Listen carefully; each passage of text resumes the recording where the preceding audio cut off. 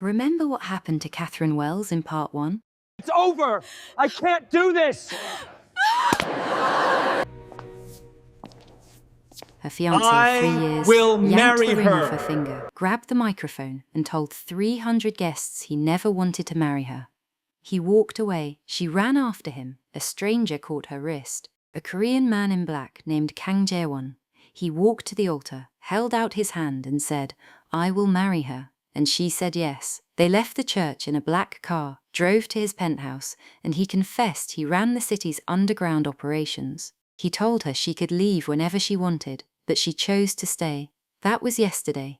Now part 2 begins. Don't forget to like, subscribe, and tell me where you're watching from. Katherine woke up to sunlight streaming through windows she did not recognize. The ceiling above her was high and white and spotless. Nothing like the water-stained tiles of her old apartment on Winthrop Avenue. Nothing like the vaulted plaster of the house she had shared with Derek before they got engaged. She lay very still for a moment, staring upward, listening to the quiet. The bed beneath her was obscenely comfortable. Layers of cotton so dense and cool she felt like she was resting inside a cloud. The sheets beside her were cold. She reached out and pressed her palm flat against them, feeling the absence of warmth there, and then all at once the memories of the past 24 hours came flooding back like a tide that had been waiting just offshore. The altar, Derek's voice through the microphone, the ring scraping off her knuckle, the stranger's hand catching her wrist in the aisle, the ceremony performed in front of 300 stunned witnesses, the black car, the penthouse, Jae-won's voice telling her the truth about who he was, calm and unhurried, like a man confessing to a priest,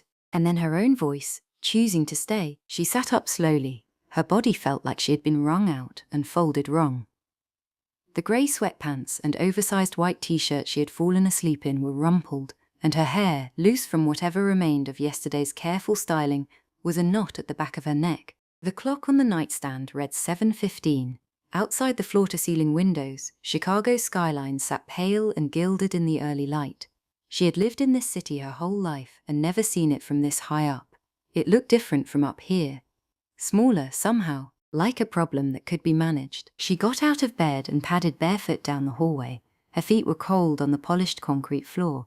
She passed a closed door and then an open one, a bathroom, all white marble and brass fixtures, the kind of bathroom that existed in magazines but not in anyone's actual life. She had used it last night in the fog of exhaustion and not fully registered it. Now she noticed thick white towels folded in a stack on the heated rail, a small dish of individually wrapped soaps, a mirror so clear and evenly lit that it showed her face in merciless honesty. She looked at herself for a moment. There were shadows under her eyes.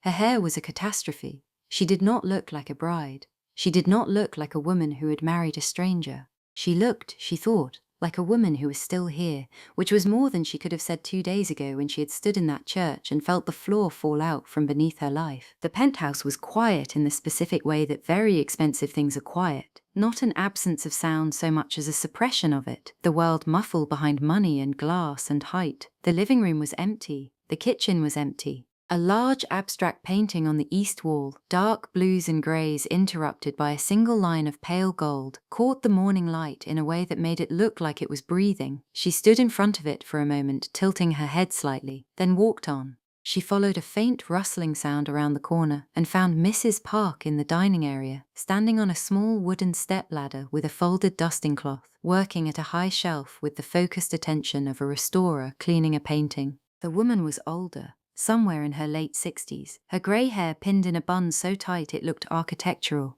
She wore a pale blue apron over dark slacks, and she moved with the particular efficiency of someone who has long since stopped distinguishing between work and dignity, who treats both as the same thing. Mrs. Park turned when she heard Katherine's footsteps. The look on her face was warm but not pitying. There was no performance of sympathy in it. She simply looked at Katherine the way someone looks at a person they have decided to care for. "You are awake," she said. "Good morning." "Good morning." Katherine's voice was rough, unused. She cleared her throat. "Where is Jae-won?" Mrs. Park climbed down from the stepladder and folded her cloth neatly into a square before answering. "He left before 6. He said not to wait for him for breakfast. He said he would be back this evening." A pause. "He also said if you needed anything at all, I would know what to do." Katherine nodded. She had not expected him to be sitting at the kitchen table with coffee, but a small part of her had wanted exactly that. wanted a chance to sit across from him in the ordinary light of morning and figure out what life was supposed to look like now. "Thank you, Mrs. Park." The older woman patted her arm once, gently, with the back of her hand. "There is breakfast on the counter under the cover. Eat everything. You need strength." Then she turned back to her shelf and resumed her work, as if a woman waking up married to a stranger in a penthouse she had never seen before was simply one of those ordinary Thursday occurrences that didn't require a great deal of commentary. Katherine walked to the kitchen. Under a silver warming cover, she found scrambled eggs, thick-cut toast with butter already softening into the surface, and a bowl of sliced fruit, melon and strawberries and small wedges of orange arranged neatly as though presentation mattered even when no one was watching. She poured herself a cup of coffee from the pot on the counter and sat at the island. The food was better than anything she had made for herself in months. Derek had not liked it when she cooked elaborate things. He had called it performative. She had stopped cooking things that required more than 20 minutes. Her phone was on the counter where she had left it last night, plugged into a charger she didn't remember plugging in. She picked it up. 43 missed calls, 27 text messages. Most were from her mother, several from her sister, Jenna, 2 from her sister, Bree, a cluster from numbers she didn't recognize, probably distant relatives who had been at the wedding and were now burning with curiosity or concern. There was not one missed call or message from Derek Vance. She had expected that. Derek did not chase. Derek waited for people to come back to him, because in his experience they always did. She stared at her mother's name at the top of the call log for a long time. Helen Wells. Helen, who had called 3 times before the ceremony even ended, who had left voicemails that Katherine had heard playing in the background while she sat in the black car. Her new husband's hand resting near hers on the seat. Helen, who had been planning this wedding for 2 years, and who had cried happy tears when Katherine had finally gotten engaged. Her thumb hovered. She pressed call. Her mother answered before the first ring had finished. "Katherine? Oh my God, Katherine, is that you? Are you all right? Tell me you're all right." "Mama, I'm fine. I'm safe. I'm sorry I didn't call sooner. Your father was going to get on a plane. He pulled up flights on his laptop at midnight. He didn't even know which city to fly to first. He said, 'Is Chicago in Korea?' I said, 'Richard, Chicago is in Illinois.' And he said, 'I know that, I was just checking.'" A wet laugh that collapsed immediately back into worry. Who is he? Katherine, who is this man? Katherine had been turning this answer over in her mind since she woke up. She knew what she could not say. She knew what the truth looked like from the outside. A woman in a wedding dress saying yes to a stranger in a church because she was humiliated and desperate and had no other way out. She also knew that that version, while factually accurate, missed something essential, something she was still trying to name. "His name is Kang Jae-won," she said carefully. "He's a businessman here in Chicago. He owns a company, several companies. He saw what Derek did to me, and he didn't want me to leave that church the way Derek wanted me to leave it. He gave me a way out. A way out." Her mother's voice was flat. "Getting in a car alone with a man you have never met in your life is a way out. I know how it sounds. Katherine Elizabeth Wells, I know how it sounds because I am your mother and I have been awake for 22 hours and I am trying very hard not to ask you to come home because you are a grown woman, but I am asking you to give me something that tells me my baby is safe." Katherine looked out the kitchen window at the Chicago skyline, at the city she had grown up in and grown comfortable in and had almost left for good yesterday. "He is gentle with me, Mama. He held my hand and he wiped my tears and he told me I could leave whenever I wanted. He didn't lock me in. He didn't scare me, he just stayed near me, like he was waiting to see what I needed." She swallowed. "I haven't felt like that in a long time." Her mother was quiet. Then, very quietly, "Are you happy, Katherine? Be honest with me. I can take it." Happy was a tall order for a woman whose engagement had ended in a public spectacle less than 24 hours ago. But Katherine turned the question around in her mind and found, to her own surprise, that it was not unanswerable. Not yet. Not the way it had been last week, when she had walked through Derek's apartment collecting the small evidence of herself she had left behind, a scarf on his coat rack, a paperback on his nightstand, a single earring she'd found wedged between the couch cushions, and had felt profoundly, structurally empty. "I think I'm getting there," she said. "I think, for the first time in a long time, I think I might be getting there." Her mother started crying then. Not heaving sobs, but the soft, continuous kind that comes from relief flowing through a body that has been clenched with fear for too long. "I was so scared for you. when he threw that ring, when he walked away and you went after him. I tried to get up and I couldn't move. I was frozen. I just stood there in my peach dress with my corsage and I watched my daughter run down the aisle and I couldn't move. A pause to breathe. And then that man stepped forward. He stepped forward, Katherine agreed. And I thought, who in the world is that man?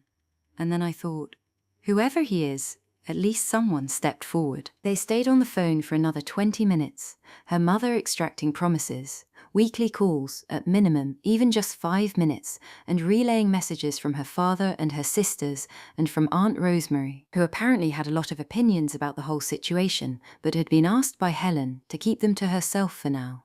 When they said goodbye, Katherine set the phone face down on the counter and pressed both palms flat on the cool marble. She exhaled. It was done. Her mother knew she was alive and choosing this. That would have to be enough for now. The rest of the morning moved like water. Mrs. Park showed her where the towels were, where the spare toothbrushes were kept, where the small library was tucked behind the sitting room. 3 deep shelves of books organized with an attention to detail that suggested either Jae-won himself or someone who knew him well had arranged them. Katherine pulled a novel from the middle shelf without reading the title and carried it to the couch by the window. She read the same first page 4 times. Eventually she put the book down and just looked at the city. She ate the lunch Mrs. Park brought without tasting it. She watched a film on the enormous television screen, something with subtitles that she had already seen before and didn't need to focus on. She called Jenna and spoke for 30 minutes, answering questions as honestly as she could without frightening her. Jenna, for her part, had not cried and had not lectured. She had asked 3 specific questions. Are you physically safe? Do you have money access? Do you have a way to leave if you need to? And when Katherine answered yes to all 3, she said, okay, then I'm going to trust you. But I'm keeping my phone volume on all night, so if anything feels wrong, you call me and I come. That was Jenna. Katherine had always loved her for exactly that. She stood at the window as the afternoon light shifted from white to gold to the amber grey of early evening. She thought about Derek, and then deliberately stopped thinking about Derek, the way you remove a splinter, quickly, with intention, before your body has a chance to tense around the pain. She thought instead about what Jae-won had told her the night before, sitting across from her in the dim living room with his jacket off and his cuffs rolled back, speaking quietly and without performance, as though he had decided that honesty was the only version of himself worth introducing. The underground operations, the city's unseen machinery running beneath the surface of legitimate things, the empire built in the dark over years, starting from the ashes of something someone else had destroyed. She had listened to all of it and had not run. She had chosen to stay, and now, in the quiet of the afternoon, she sat with that choice and examined it from all its angles, the way you examine something you have picked up and are deciding whether to keep. It was almost 9 o'clock when she heard the front door. She had migrated from the couch to the armchair by the bookshelf, the novel open in her lap, though she had read fewer than 20 pages in 5 hours. She heard Jae-won's footsteps in the hallway before she saw him, a measured, unhurried sound, even after what must have been a 15-hour day. He walked into the living room looking composed in the way that very tired people who have taught themselves not to show exhaustion look composed. His dark grey suit was still immaculate, his hair was still set, but around his eyes, at the corners of his jaw, there was a tightness that hadn't been there in the church. He stopped in the doorway when he saw her. You waited up. I couldn't sleep much anyway. She set the book aside and tucked her feet underneath her. How was it? The business? He loosened his tie and sat down on the other end of the couch.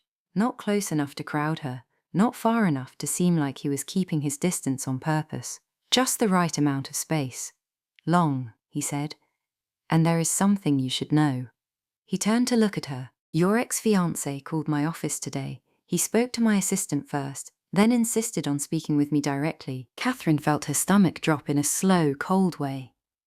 Derek called you. He said he wanted to negotiate. He asked me what it would cost to give him one conversation with you. One chance, he said, to explain himself. Jae-won's voice did not change pitch, but his jaw tightened almost imperceptibly. He spoke as though you were something that had been misplaced, something that could be retrieved with the right amount of persuasion. What did you tell him? I told him that you are a person, that you make your own choices, that the choice you made yesterday in that church was yours, not mine to undo on his behalf, and not his to reverse with a phone call. He paused. I also told him that you would not be hearing from him again, and that I would be ensuring that in whatever way necessary. She studied his face. The anger was there, but it was the controlled kind, the kind that has been measured and directed, not the explosive anger she had grown accustomed to reading in Derek's expressions, the sudden storms that appeared out of nowhere and left her scrambling to figure out what she had done. This was different. This was a man who had decided something and was at peace with having decided it. "Thank you," she said. "You don't need to thank me for that." She looked down at her hands. The ring finger on her left hand was still bare, still faintly indented where Derek's ring had sat for 3 years. She rubbed the spot with her thumb without thinking about it. When she looked up, Jae-won was watching her do it. He reached out and covered her hand with his. He didn't say anything. He just covered it, warm and steady, the way you place something over a wound, not to hide it, but to let it rest. "Stay with me tonight," she said, "on the couch. I don't mean anything by it.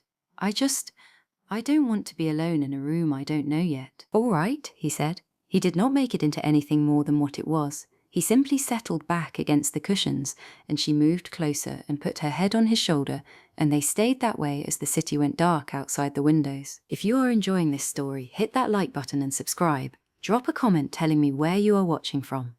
The best part is coming. 1 week passed. It moved differently than Katherine expected. She had thought it would feel like waiting. Suspended, directionless, the way time moves when you are in an airport and your flight has been delayed and you have already eaten the overpriced sandwich and finished your book, and there is nothing left to do but sit inside the hours as they pass around you. But it didn't feel that way. It felt more like adjusting to a new altitude, learning to breathe the air. She established small routines that surprised her with how quickly they became essential. Coffee from the kitchen before 8, standing at the window while the city woke up below her, watching the traffic begin to move, watching people emerge from buildings with their collars turned up against the April morning, watching the elevated train run its line above the street in the distance, a walk through the penthouse every morning, learning its geography, the way the light moved room by room through the day, the small room with a drafting table and architect's pencils that she realized must have been Jae-won's and had never been mentioned to her, the hall closet that contained, inexplicably, 17 identical white button-down shirts in graduated sizes like a system of organization she could not decode. An hour with a book in the afternoon, genuinely reading now, not just holding the pages while her mind ran elsewhere. Mrs. Park had put a small potted plant on the kitchen windowsill, a succulent, compact and patient, and Katherine began to water it every other morning, as though it were a commitment she had made. And Jae-won came home. That was the thing she had not fully anticipated, the reliable fact of him.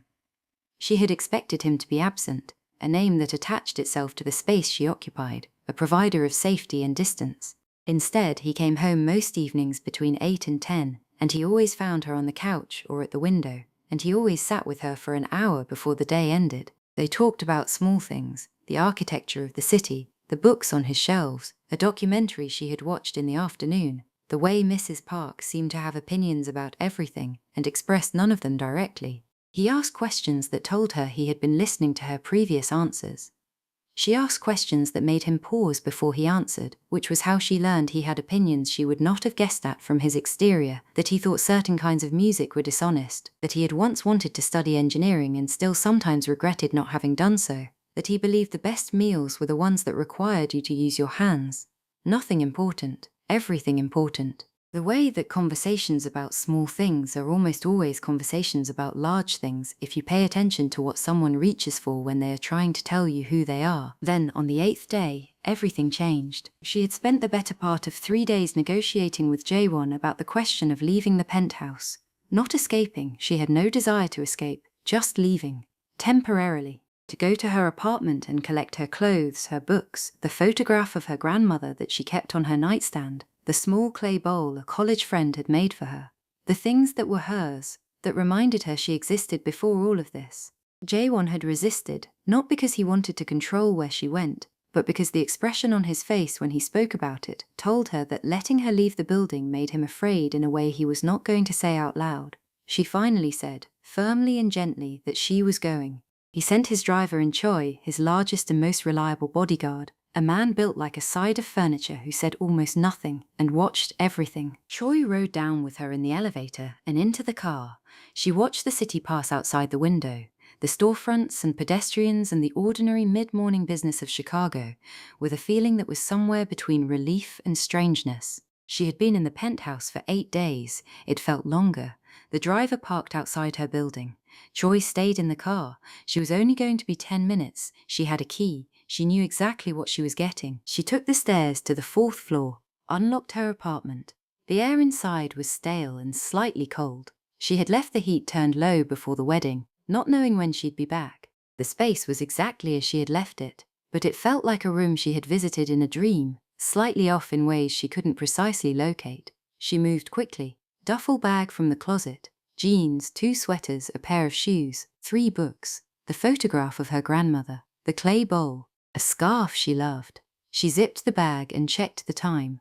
12 minutes, 2 minutes over. She took the stairs back down, pushed through the front door into the pale morning air, and stopped. The car was not there. The space at the curb where the black sedan had been parked was empty. Choi was gone. In the place where the car had been, there was a dark blue van with tinted windows, and as Katherine registered its presence, the side door slid open from the inside. She tried to run. She got 3 steps. 2 men came out of the van so fast she did not have time to understand what was happening before a hand covered her mouth and an arm closed around her waist from behind, and she was lifted off the ground and folded into the van in one continuous motion, like a piece of machinery completing a cycle. The door slammed, the engine started. She was on the floor of the van and she fought, she clawed and kicked and twisted and tried to use her teeth, but the men were bigger and faster and knew what they were doing, and within 90 seconds her wrists were zip-tied behind her back and her ankles were bound, and a hood had been pulled over her head, and she could not see, could not scream, because a hand remained over her mouth, could only breathe through her nose in shallow pools of air that smelled like old fabric and engine oil. She tried to count the turns. Left, then right, then a long straight stretch, then another left. After the 4th turn she lost count. The floor of the van vibrated beneath her. She felt every crack in the road through the thin metal. She focused on breathing. In for 4 counts, out for 4 counts. Something Jenna had taught her in the bad year after their grandfather died, when Catherine's anxiety had made her feel like she was drowning in open air. In for 4. Out for 4. She was not going to panic. She was not going to give them the panic. The van stopped. She heard doors open. Hands gripped her arms and pulled her upright and walked her, half dragged her, since her ankles were still bound, across what sounded like a concrete floor.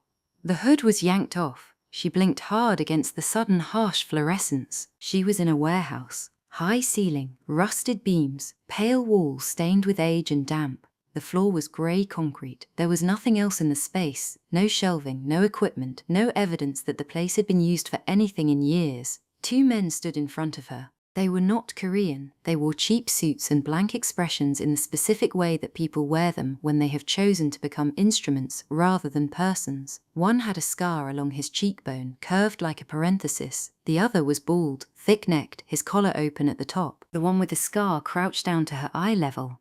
He held up a phone. A video played. She recognized the penthouse immediately, the living room window, the angle from outside, and then she saw herself on the screen, reading in the armchair 3 nights ago, the lamplight making her look smaller than she felt. The footage was steady, long duration. They had been watching the building for days. Then the man switched the audio on a separate clip. Jae-won's voice came through, clear and immediate, recorded somewhere private.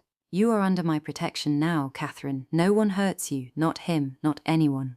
She did not know when he had said those words or who he had said them to. But they had the words, they had the footage, they had found the shape of the thing he was protecting, and they had decided to use it. "Tell your husband," the man with the scar said, "that we found his weakness." He stood up. The other man stepped forward and crouched behind her. She felt the blade of a knife against the zip tie at her wrists. A quick, practiced pull. The plastic fell away. Then her ankles. The man stood up and stepped back. The one with the scar looked at her without any particular expression. "Go home," he said. "Tell him this was a warning. Next time we keep you longer." Then he walked toward the far end of the warehouse. The other man followed. A door opened and closed, and the sound of it shutting echoed for a long moment in the empty space. Katherine sat on the cold concrete floor and shook. She shook from her hands outward, a tremor that moved through her arms and into her chest and settled in her lungs. Her wrists were raw and red from the zip ties. Her knees were scraped from the floor of the van. There were tear tracks on her face that she did not remember making. She looked at the door at the far end of the warehouse. She stood up. Her legs were unreliable but present. She walked to the door. It was unlocked. She pushed it open and stepped into daylight. Industrial district. Empty lots, graffiti, chain-link fencing with rust running down the links like old blood. No people, no traffic. She stood on the pavement in her socks. They had taken her shoes at some point, she hadn't noticed when, and she picked a direction and walked. The pavement was cold and rough, and she felt every edge of it. She passed a shuttered warehouse, a loading dock with weeds growing through the gaps, a fire hydrant with a sticker on it she didn't look at. She walked, not because she knew where she was going, because stopping felt like surrendering to the shaking, and she refused to surrender to the shaking. 45 minutes later, a black car screeched to a stop beside her. The door flew open before it finished moving, and Choi stepped out. His face was white. He was shaking too, differently, in the manner of someone who has been holding catastrophe at arm's length for an hour and has not yet been able to put it down. "Mrs. Kang," his voice broke slightly on the words. "I am sorry, they were waiting near the car. They had a weapon on me before I could call. I tried to get away. I tried to call him the second they left me." She looked at him. She could see that it was true. He had been ambushed. He had not failed her through carelessness. She climbed into the car. She put her seatbelt on. She did not speak. The elevator opened into the penthouse, and Jae-won was already in the living room. He had been pacing. She could see it in the way he stopped moving when he saw her, the abrupt halt of a man who has been burning through fear with motion. When he crossed to her, there was nothing careful about it. He covered the room in 3 strides and pulled her against him. She stood inside his arms and felt the tension in his body, every muscle rigid, his heartbeat loud and fast against her cheek. He was shaking too. She had not expected that. She had expected control. She had not expected him to be afraid. "Tell me," he said. His voice was barely above a whisper, but there was something in it that was not whisper, something that had volume and weight and edge, that was simply being held very tightly in a small space. "Tell me all of it." She told him, every detail she had catalogued on the walk. The turns in the van, the fluorescent light, the footage of the penthouse, the recorded clip of his voice, the message they had sent. When she finished, he stood very still for a long moment. His jaw worked. Then he exhaled, slow and deliberate, and pulled back to look at her face, at her raw wrists, at the dirt on her socks, at the place in her eyes where the fear was still sitting, not yet gone.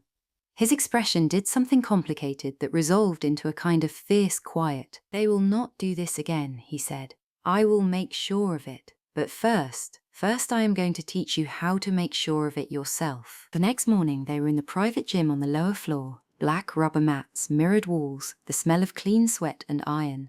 He wore dark workout clothes. She wore leggings and a sports bra. He stood on the center mat and waited for her without preamble, without a warm-up speech. She walked to the center and stood in front of him. "Feet shoulder-width apart," he said. "Weight forward. Chin down." He showed her how to make a fist, thumb outside the fingers, always, never tucked inside where it would break on impact. He showed her the rotation of the hip that puts the body's weight behind a punch rather than just the arm. He showed her the correct chamber of an elbow strike and the devastating efficiency of a knee brought up at close range. He showed her how to twist toward the weakest point of a grip on the wrist, toward the thumb side, always, where even a large hand cannot hold. He showed her how to fall, the chin tuck, the shoulder roll, the arm that absorbs rather than braces. He showed her how to get back up from the ground without using both hands, keeping one free, always keeping one free. He was not gentle about it. He had promised her he wouldn't be, and he kept the promise. He corrected her form without softening the correction. When she threw a punch that was all arm and no hip, he said so and made her do it again, and again, and again, until she felt the difference in her whole torso. When she fell and started to get up wrong, he said, again, chin down first. When she finally landed a palm strike on the training dummy hard enough to make it rock on its base, he did not cheer, he simply said, "That, do that," and moved to the next thing. By the end of 2 hours, her hands were scraped and her shoulders burned in a way that told her she had been using muscles she had never deliberately used before. She was sweating through her shirt, her hair was coming loose. She stood on the mat and breathed and thought, "I did not know my body could do this. I did not know I had been walking around all this time with this inside me, unused." Jae-won handed her a bottle of water. You are strong, he said. You have always been strong.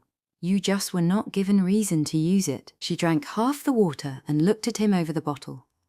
Why did you never learn to not need people to protect? He was quiet for a moment. I did learn that. I learned it very young, and then I decided I didn't want to live that way anymore.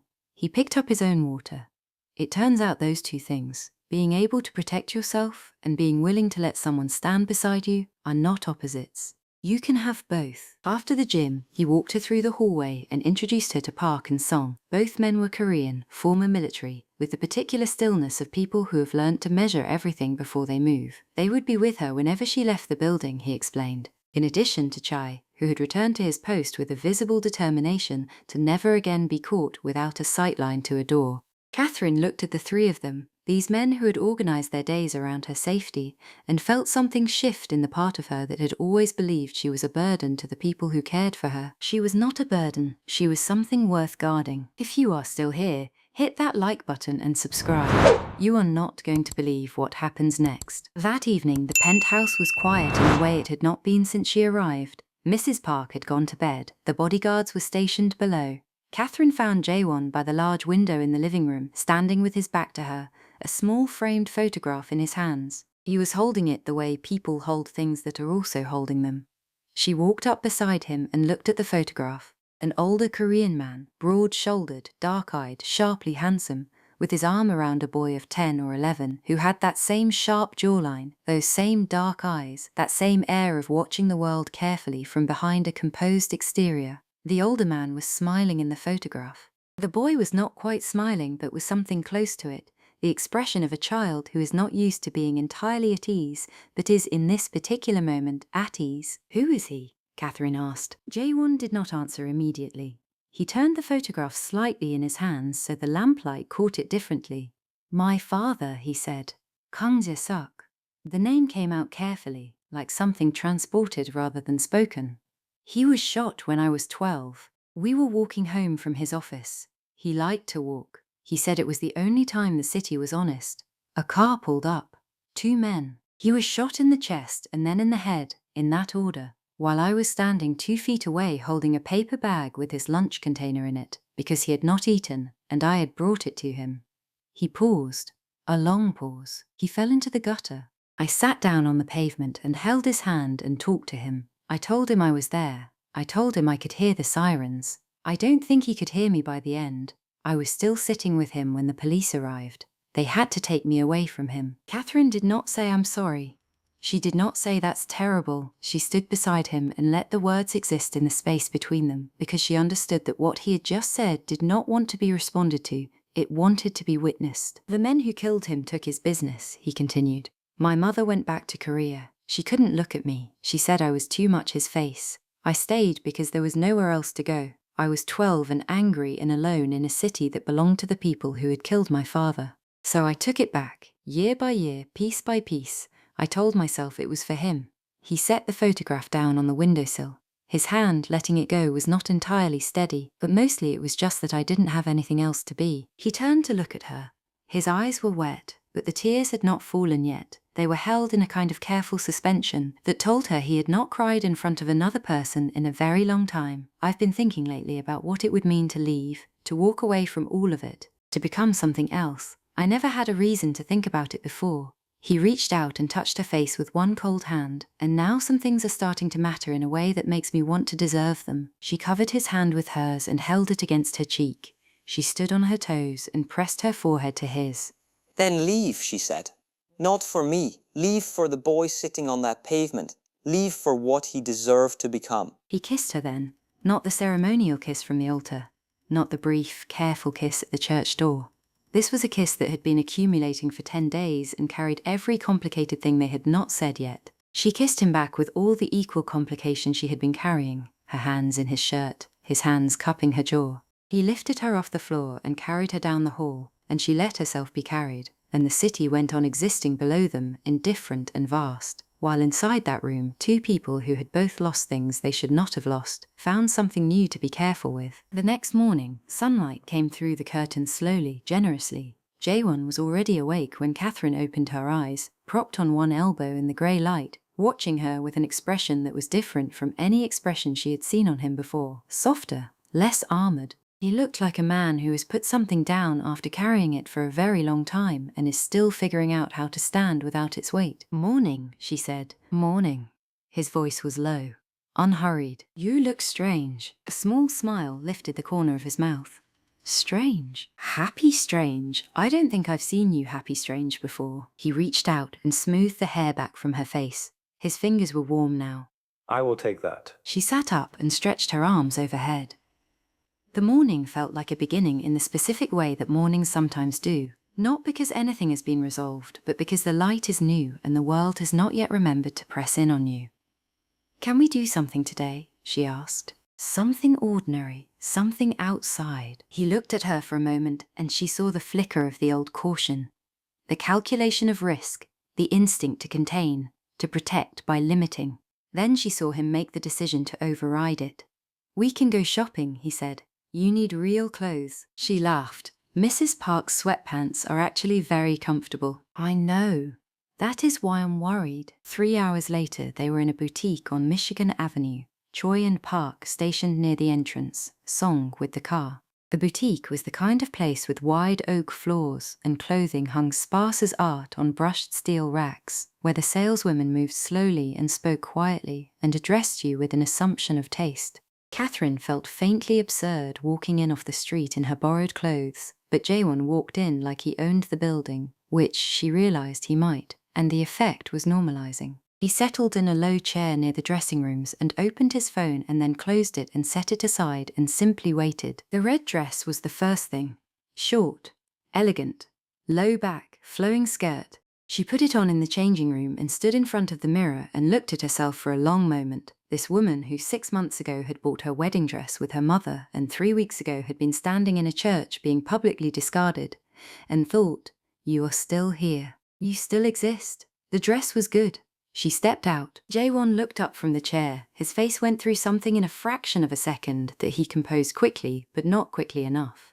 That one, he said. The navy dress was next. Professional, structured, good for the world she was eventually going to return to. He approved it with a slow nod and something that might have been, almost, an expression of pride. The green dress was the third, soft and flowing, the kind of thing you wear in a garden in early spring. She stepped out and turned once, testing the skirt, and it lifted and settled like something breathing. He got up from the chair. He walked toward her. "All three," he said. "I don't need all three. You need the red one for tonight.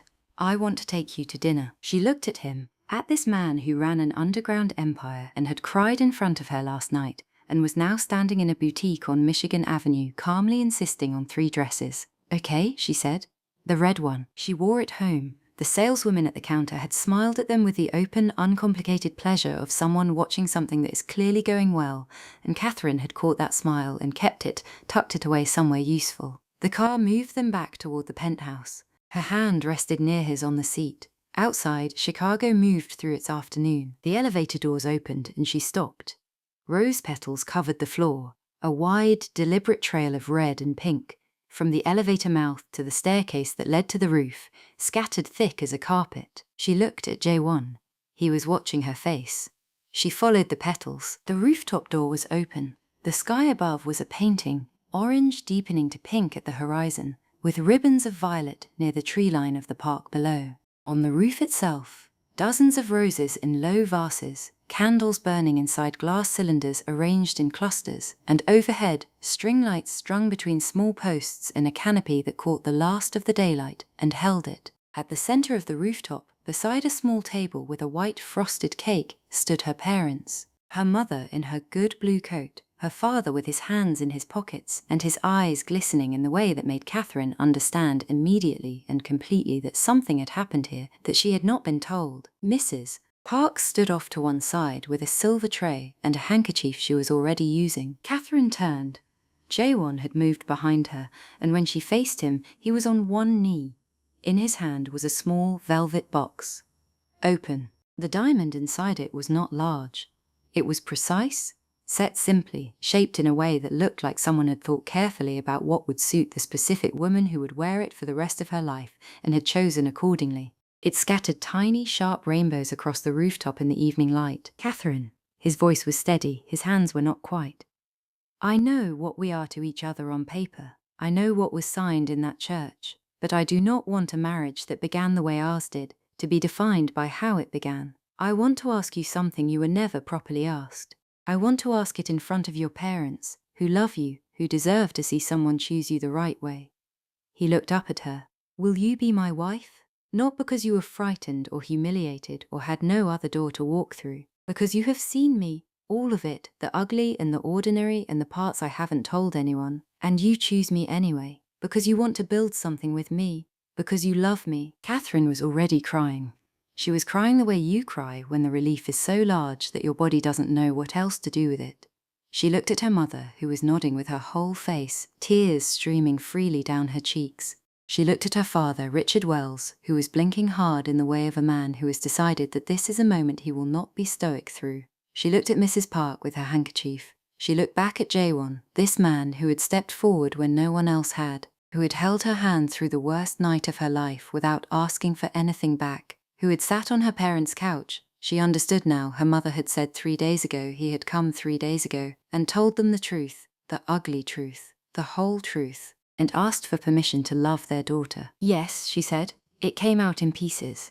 Yes, yes. He slid the ring on. It fit. He stood up and she went into his arms and she did not try to compose herself at all.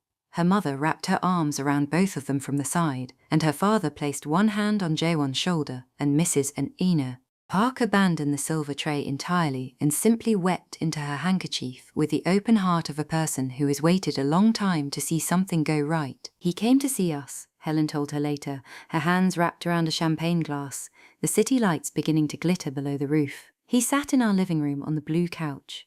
He told your father and me everything, not a cleaned-up version, everything. He said, this is who I have been and this is what I want to become.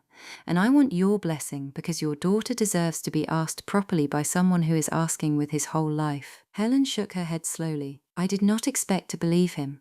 And then I did. Richard Wells had shaken Jae-won's hand at the altar.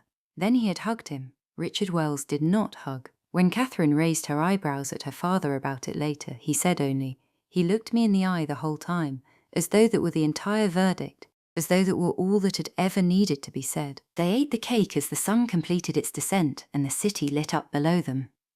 Her mother told the story about Katherine getting her head stuck in the banister at age 7. Her father told the story about the time Katherine tried to teach the cat to swim in the bathroom sink and they had not discovered the incident until the water came through the kitchen ceiling. Jae-won listened with his arm around Katherine's shoulders and his eyes on her face, laughing when she laughed, and she thought, this is what it is supposed to look like. This is the thing I had given up on without admitting I had given up on it. If this story has touched you, hit that like button and subscribe right now. The ending will stay with you forever. 1 week later, her phone rang. Choi. His voice was controlled in the specific way of a man telling you something terrible while keeping his voice controlled because he knows the controlled voice is the only thing standing between you and the full weight of it. 2 bullets. Surgery. Northwestern Memorial. Come now. She did not remember the drive. She remembered the hospital, the smell of it, the fluorescent lights that hummed with a sound that seemed designed to prevent sleep, the hard plastic chair in the waiting room, the doors that opened and closed on strangers with news that was not hers. Choi's face when she arrived, his suit rumpled for the first time she had ever seen it, his eyes dark with something he was carrying alone. The chest wound missed his heart by 2 centimeters, he said. The doctors say he has a chance. A chance. Katherine sat in the chair and looked at the doors. She did not eat, she did not drink. Her mother called and she sent a text that said, he's in surgery, I'll call later, I'm okay. Her father called and she sent the same text. She did not look at her other notifications. The hours moved around her like weather. Nurses came and went. Other families in the waiting room received news. Some of it good, she could tell by the exhalations and embraces, and some of it not. And she watched them with a distant recognition of their fear, which was her own fear dressed in different faces. At the 7th hour, the surgeon came through the doors. Her scrubs carried the evidence of what she had been doing, and her face was tired in the particular way of people who do very precise work for very long periods. She was calm. That was the first thing Katherine registered. She was calm in the manner of someone delivering news that is not the worst news. Mrs. Kang, Your husband is stable, he is in the ICU. You may see him for a few minutes. The ICU was cool and bright and very quiet except for the machinery. He was in the bed, surrounded by monitors that beeped with a steadiness that Katherine decided she would interpret as reassurance and hold on to. His face was pale, not the controlled pallor of his usual composure, but the pallor of a body that has been through something and is resting in its aftermath. Tubes ran from his arm. A bandage showed at the shoulder above the hospital gown, another at the chest. She sat down in the chair beside his bed and took his hand. His fingers were cold. She did not let go. Then his eyes opened. The focus came back to them in stages: confusion, recognition, and then her face, and then a smile. Faint, real. His. You came, he said. Of course I came. She pressed his hand between both of hers.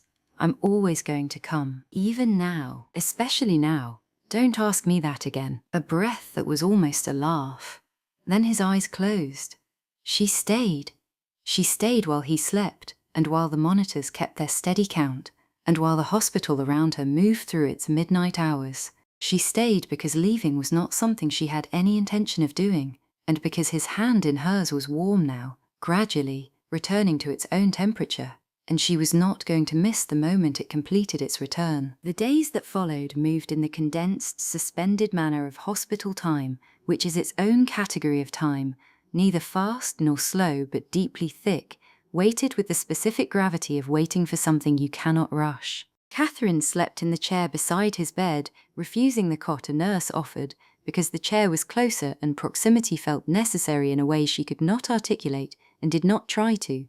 Her neck ached by the second morning. She did not move. She ate what Mrs. Park brought in insulated containers every afternoon, careful, home-cooked things in small portions that communicated, without any words at all, that Mrs. Park understood exactly what was needed and was providing it as precisely as she could. She drank the coffee Choi brought in a thermos from the cafe across the street each morning, the same coffee, the same cup, a ritual he had established on day one and maintained with the steadiness of a man who needs to be useful and has found his form of usefulness. She answered her mother's calls with honest updates. Helen, for her part, had kept her own fear entirely to herself in every call and simply listened and said, at the end of each one, I love you, call me tomorrow. She watched the colour return to Jae-won's face by increments over 5 days. The grey first, the terrible greyness of the immediate aftermath, the colour of a body that has been very close to something and is still processing the proximity. Then, on the second day, something closer to beige.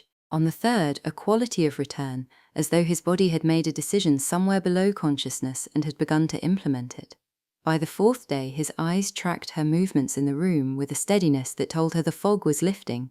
On the fifth morning, he opened his eyes and looked at her sitting in the chair with her book open in her lap and said, You look terrible. She was so relieved she laughed out loud in the middle of the ICU, a large, genuine laugh that startled the nurse at the station outside and made Jae-won's mouth curve. You almost died, she said. I know, I remember most of it. He shifted against the pillow, winced, settled with the careful adjustments of someone cataloguing what still works. Don't do that face. What face? The one where you are deciding whether to cry. I'm not going to cry. She didn't. You're not allowed to almost die again. I am making that a standing rule. His eyes held hers for a long moment, with the quality of looking at someone and deciding to say the true thing rather than the managed thing. I know, he said. I have more reasons now. She leaned forward and pressed her forehead to his. His hand came up, still attached to the fore, still slightly cool at the fingertips, and rested gently at the back of her neck. I love you, she said. The words came out without difficulty, which surprised her. She had been holding them for weeks. I should have said it before now. He was quiet. His thumb moved once at the base of her skull. Then, I know. You have been saying it in every other way. I was waiting to see if you knew you were allowed to say it out loud. She pulled back and looked at him, pale, present, alive. Don't do it again. I will try, he said, which was the honest answer, and she accepted it because she had decided honesty was worth more than comfort. He came home 2 weeks after the shooting. The penthouse smelled of kimchi jjigae and grilled fish and something caramelized and sweet. Mrs. Park had been cooking since early morning, and the evidence of that was everywhere. Small dishes of banchan arranged along the counter, a soup keeping warm on the back burner, the rice cooker clicking softly in its ready position. Katherine had paced the living room twice and then made herself stop pacing and sit down because she did not want the first thing he saw to be her wearing the evidence of her anxiety. She sat on the couch and waited. When the elevator doors opened, she stood up before she had decided to stand up. He walked in slowly, one hand trailing near the wall without quite touching it, the gesture of a person relearning the relationship between their body and the space around it. He was upright, he was present, he looked pale, thinner, the hospital leaving its watermark on him the way it always does. He saw her and stopped. For a moment they simply looked at each other across the living room. Then she crossed to him and put her arms around him carefully, and he held her with his good arm and pressed his mouth to her hair. And they stayed there, not speaking, not moving, for a long time. That night, after dinner, after Mrs. Park had gone to bed and the city had settled into its late-hour frequency, he told her what he had decided. He spoke carefully, in the measured way of someone who has been working through a thing for weeks and has finally arrived at the shape of it. He was getting out, all of it. The legitimate businesses would remain and expand. There were more of them than people assumed, interests that had grown alongside the other things over years and could be separated, brought into the light, operated properly. The rest would be dissolved, restructured, handed over or walked away from depending on the cost. Choi was already building the architecture of the transition. It would take years. There would be resistance. There would be moments when it seemed impossible. But it was what he was doing, and he was going to finish doing it. Together, she said, whatever it takes, however long. He looked at her. It will be long. I know it will. She reached over and took his hand. I'm still saying together. It took 2 years. There were setbacks that presented themselves as walls, a threat from a faction that did not want the restructuring and had to be managed in ways Katherine chose not to ask about and Jae-won chose not to describe, a legal complication that required 6 months to untangle, during which their attorney worked from the penthouse so regularly that Mrs. Park began setting him a place at dinner, a period of 3 weeks during which Jae-won barely slept and the circles under his eyes became a permanent feature of his face, during which Katherine learned to read the specific tension in his shoulders that meant he was carrying something he hadn't yet decided to say out loud. She learned to sit beside him in the quiet until he decided to say it. He always did. There were also moments of extraordinary grace. Che arriving one evening with a manila envelope and setting it on the kitchen table without ceremony, and Jae-won reading the first page and setting it down and saying quietly, the way he said things that mattered most, the main piece is done. And the 4 of them standing in the kitchen, Jae-won, Katherine, Che and Mrs. Park, who had produced a bottle of expensive champagne from a shelf Katherine had never known existed, and drinking to it in the kitchen under the ordinary light, without speeches, without a great deal of ceremony, just standing together and knowing what had been accomplished. The courtroom was small and sun-filled, with high windows along one wall. Jae-won stood before the judge in a charcoal suit. Katherine stood beside him, her hand in his. Behind them, her parents, her sisters, Mrs. Park, Choi. The judge was a woman in her 60s with reading glasses and a deliberate calm. She reviewed the documents, she asked her questions, and then she looked up from the papers. May I ask why, Mr. Kang? Why now? He looked at Katherine. He looked at her parents. He looked at the small group of people who had assembled themselves over 2 years into something that functioned like a family. Because I have something to lose, he said, something I did not have before, and I intend to deserve it. The judge looked at him for a long moment over her glasses. Then she approved the petition. They sold the penthouse. They bought a house in a neighborhood with a yard and a fence and a maple tree in the front that dropped its leaves every October in a way that took 4 weekends to fully rake. Katherine planted a garden in the back, tomatoes, peppers, a row of sunflowers along the south fence that she had initially planted to be decorative and that turned out to be invasive in the best possible way, spreading and regrowing every year without any assistance. Jae-won built a swing set in the corner of the yard over one long Saturday, following the assembly diagram with the precise attention he had once applied to considerably higher stakes projects. Mrs. Park came to dinner on Sundays. Choi came to dinner on the first Friday of every month and sat in the same chair every time, and gradually, over the course of a year, began to laugh at the table. 5 years after the altar, Katherine stood in the garden on a Wednesday afternoon in late May. The sun was warm and the air smelled of cut grass and the particular sweetness of flowers that had just passed their peak bloom, that brief window before the heat of June tips them toward their end. A little girl with dark hair and dark eyes was running between the sunflower rows, talking to herself in the mix of English and Korean she had developed entirely on her own terms, pulling words from whichever language happened to fit the feeling she was trying to express. She was 4 years old, serious when concentrating, ferociously chaotic when not. She had Jae-won's eyes exactly, that same dark, careful watchfulness, and his sharp little chin, and she had Katherine's stubbornness and Katherine's laugh and Katherine's absolute inability to leave a book unfinished even when it had stopped being good, which Jae-won found both predictable and endearing, and said so without apology. She also had, all her own, a quality of complete certainty about the world that neither of her parents could claim, and both of them admired. Katherine watched her daughter run and thought, this is what the altar was for, not the humiliation, not the fear, not even the rescue. The altar was for this: a Wednesday afternoon in late May, a garden that needed weeding, a child narrating the capture of a butterfly she had not yet caught. Katherine heard the gate latch click. Her mother was walking up the garden path in her good shoes, the low-heeled ones she wore when she planned to be on her feet for several hours, carrying a white cake box tied with a gold ribbon. Helen Wells was greyer now, the silver having fully overtaken the brown over the past 2 years, and softer at the edges of her face, more settled, in the manner of people who have arrived at a period of life that is mostly good and have gradually, cautiously stopped bracing for it to end. She was smiling the way she smiled when she came here, with the open, uncomplicated pleasure of someone who arrives at a place and finds it exactly as she left it and is glad. "Happy anniversary," Helen said, holding out the cake box. Katherine blinked. What anniversary? The wedding, the real one. 5 years ago today. Katherine had not kept track. The date had dissolved into the ordinary accumulation of life, into school year calendars and grocery lists, and the argument about whether the second bookshelf should go in the hallway or the bedroom, and the October when the maple tree split and Jae-won spent 3 days outside in the cold dealing with it, coming inside every evening smelling like sawdust and outdoor air. The date of the proposal on the rooftop had stopped being a landmark. It had become simply the point of origin, the place so far behind them now that they carried it without noticing its weight. "Thank you, Mama," Katherine said, and took the cake box. Jae-won came across the garden from the back porch, where he had been sitting with a book and a coffee.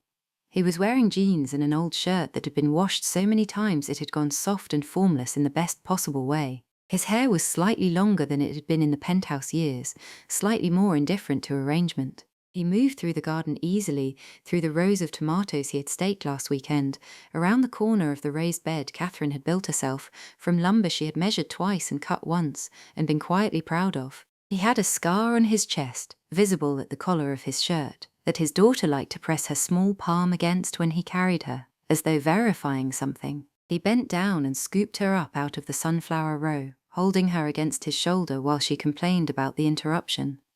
He kissed Katherine on the cheek. He looked at Helen. "Thank you for coming," he said, and meant it in every direction it could be meant. Helen looked at her daughter. She looked at her son-in-law. She looked at her granddaughter, who had stopped complaining and was now examining the cake box with the focused intensity she applied to all things she considered worth understanding. "I was wrong about you," Helen said to Jae-won, in the direct manner she had, the manner that said she had thought about how to say this, and had decided the direct way was the only way worth using.